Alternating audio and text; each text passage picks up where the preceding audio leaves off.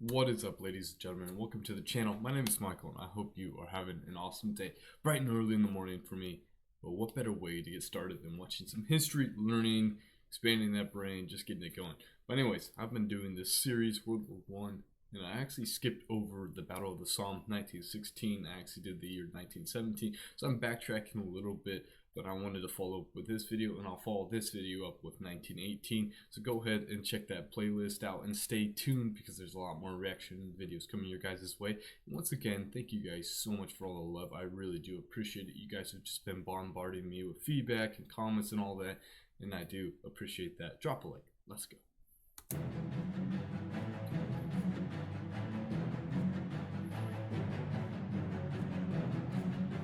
Music.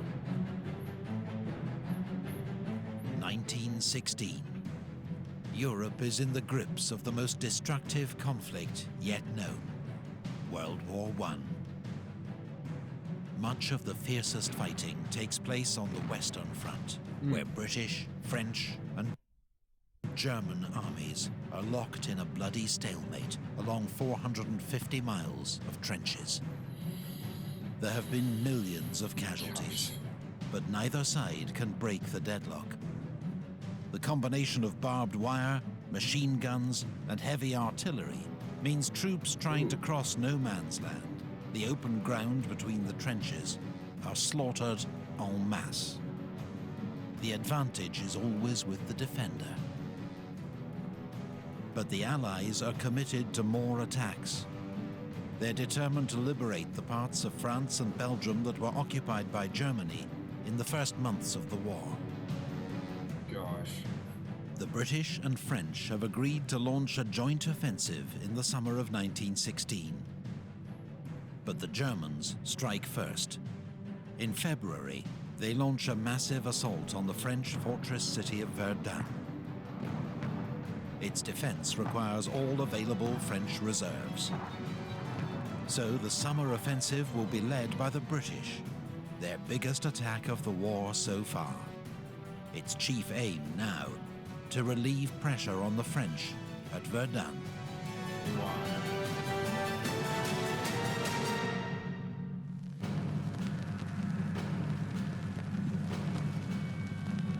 The attack. And sorry about that, I am back. I had an alarm going off. It's super early in the morning here. Do not want to wake everybody up in the house. But anyways, what I was saying before was 450 miles of trenches.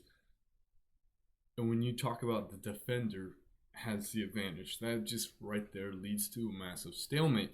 And we're seeing this chaos come, battle after battle after battle after battles, and they're really not getting anywhere. So it really comes down to, I have more men than you, yada yada yada, and I will just keep on ramming and pushing through and trying to break through the lines. And that's just, as a war, that's just, war in general for the most part doesn't really have any justification. But when you have two opposing sides and they're stuck in a trench and they're literally just killing each other, it just, how fearsome and intense is that? Seriously. Attack will take place along a 25-mile front near the River Somme in July.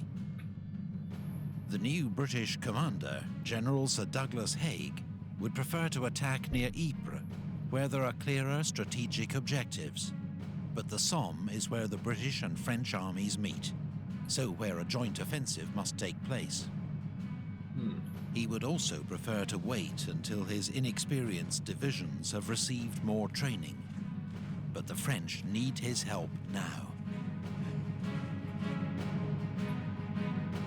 The Somme has so far been a quiet sector, allowing the Germans to build up strong defensive positions. Of course. Oh man. Here the Germans have two formidable defensive lines, with a third under construction. Each consists of 3 lines of trenches: fire, support, and reserve, connected by communication trenches. They bristle with machine gun positions and are anchored on fortified villages and strongpoints. In front of the trenches, there are thick belts of barbed wire. Below are dugouts, some 10 meters deep, to shelter German troops from artillery fire. Telephone lines buried 6 feet deep allow troops at the front to communicate with artillery batteries during an attack. The German troops that hold the line are well trained, and most are combat veterans.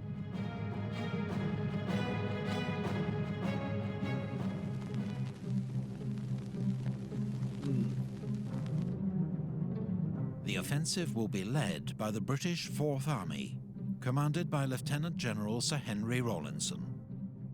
With Haig, he draws up the plan of attack. To overcome the Germans' formidable defences, the British will carry out a massive, week-long artillery bombardment with 1,400 guns. This is expected to destroy German barbed wire, flatten trenches, and kill their occupants. 19 mines are also dug under key German strongpoints and filled with explosive, ready to detonate just before the attack begins. To the north, the British Third Army will make a diversionary attack at Gommecourt. The 16 British and French infantry divisions are then expected to take their objectives with minimal opposition. The attack will begin at 7:30 a.m. So Mike Tyson's trainer, I believe, has a famous quote: "Everybody has a plan until they're punched in the face." And like right now, it seems good in theory. I mean, we're gonna bombard these individuals. You know, we're gonna force them out of the the trenches, flatten everything, make it so it's easier. But the way this is being set up, it leads to the question of but did the Germans pull their troops back? And I don't recall pretty much anything at all about this battle, so I really don't know how it plays out. That being said, just speculating, like, did the Germans actually know this was going to happen? They pulled their troops back out of their trenches, just popping back a trench, are they still there? Like, there's just so many things, and it's obviously significant enough that Epic, they reacted to this and, did a video on this, so it will be interesting to see how this plays out. In broad daylight, so the artillery can observe its fire. British morale is high, and the men are confident of victory. Many of the units taking part are PALS battalions, the eager recruits of 1914, now about to face combat for the first time. But on the eve of the assault, there are worrying reports that the British bombardment has been only partially successful. 1.6 million shells are fired, but due to inexperienced gun crews, a shortage of heavy guns, and faulty shells, much of the German barbed wire remains intact. German defenders, too, are largely unscathed in their deep dugouts. And from captured prisoners and listening in on uncoded telephone calls, the Germans know exactly when and where the British are coming.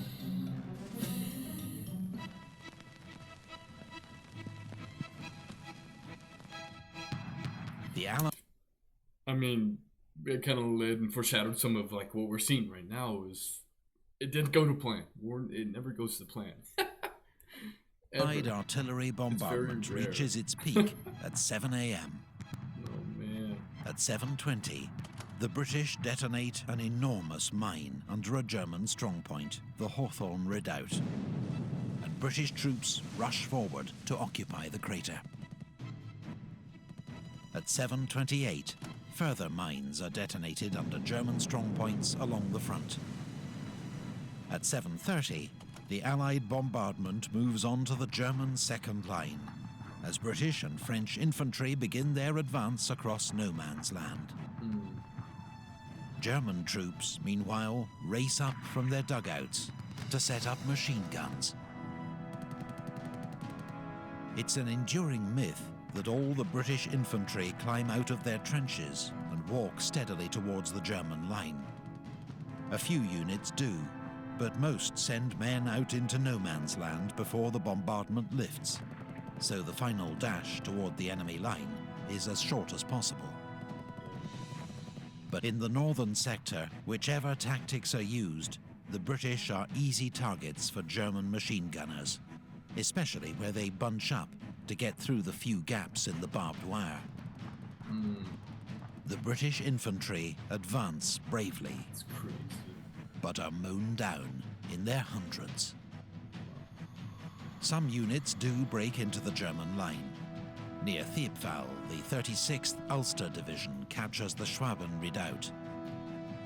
But without support on either flank, it's isolated, and the survivors are forced to retreat that night. On their right, the 32nd Division takes the Leipzig redoubt, while near La Boisselle, the 34th Division captures the Lochnagar mine crater. But these are just small toeholds in the German line, far short of their objectives. I mean, you plan and it looks good in theory, but you can never fully plan. Like, you don't know what's going to happen in combat, and we're seeing this. And barbed wire, they're thinking that they're going to have a clear advance, and it makes sense that they're stacking the time of bombardment to the charging. That way, there's minimal time. That way, hopefully they can kind of collapse in the trench or have the the Germans pull out backwards. But the fact that the artillery bombardment didn't work, we saw the barbed wire barbed up. It's just I can't imagine the chaos of running through a very narrow spot where basically machine guns are trained in, and it's like they said, it's just massacre being mowed down. Like, that is a horrible choke point, and it's just seriously, the brutality of this specific war is just unbelievable. And this is obviously a decisive battle, but still the brutality aspect is unbelievable.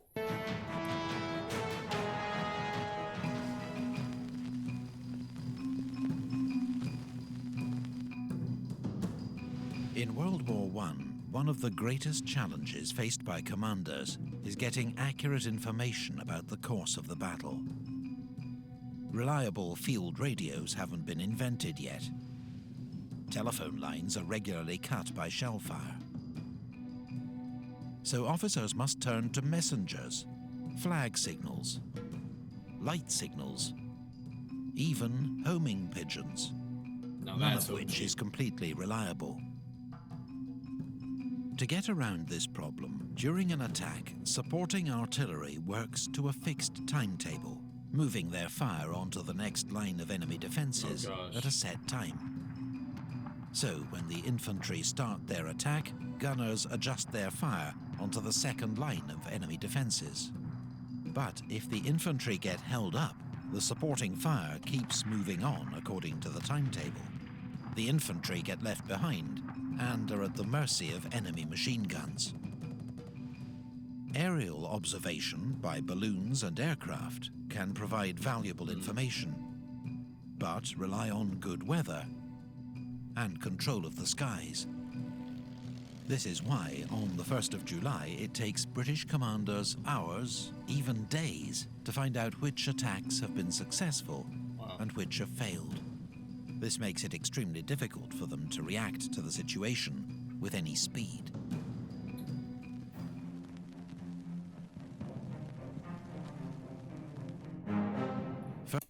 The war of what ifs.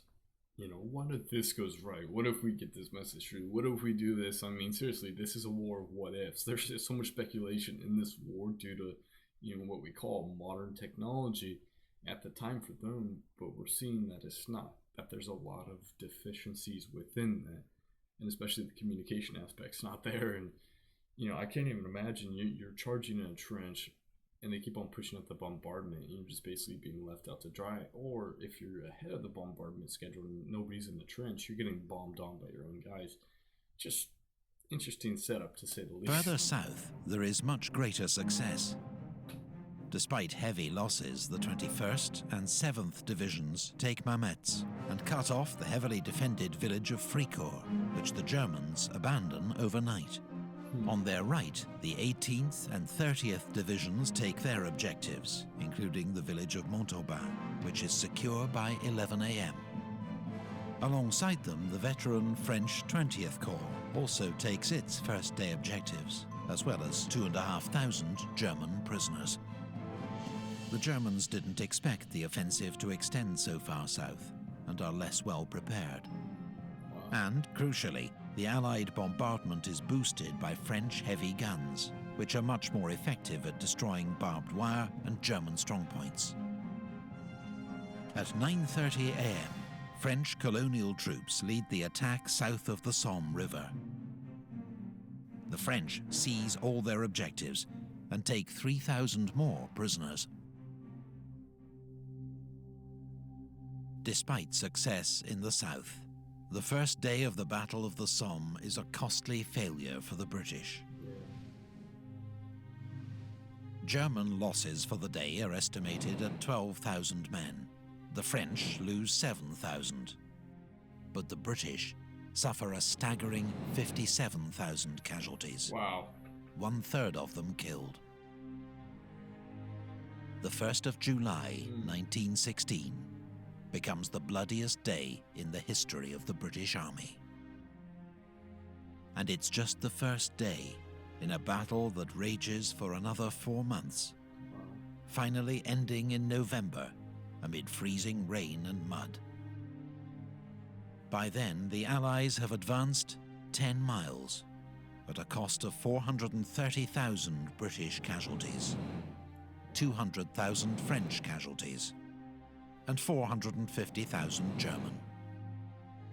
Sheesh. It makes the Battle of the Somme one of the bloodiest in history.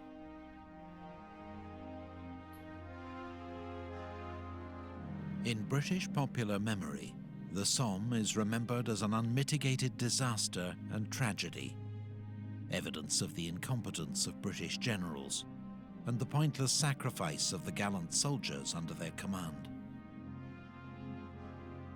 But to those who fought it and those at home, the Battle of the Somme was seen as a success. Wow. Casualties were enormous and hard to bear, but across Europe every warring nation was suffering terrible losses, as all commanders struggled to find an answer to trench warfare.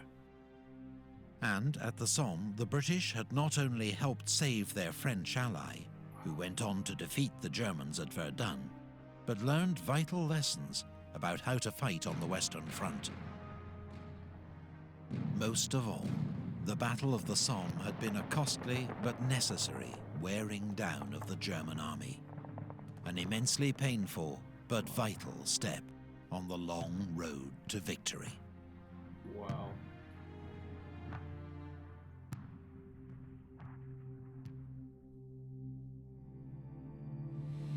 Maps and research.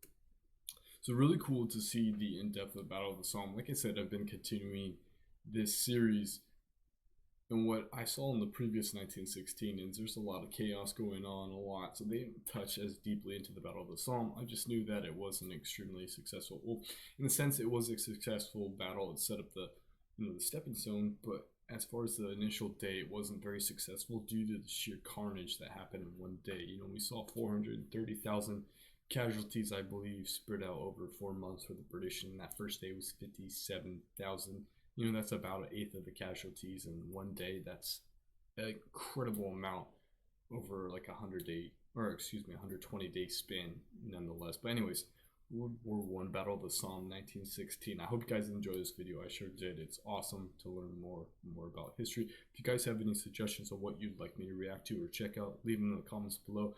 Thank you once again for the love and appreciation. I appreciate all of it. Thank you guys so much. And as always, stay healthy, stay happy, and have a blessed day. Peace.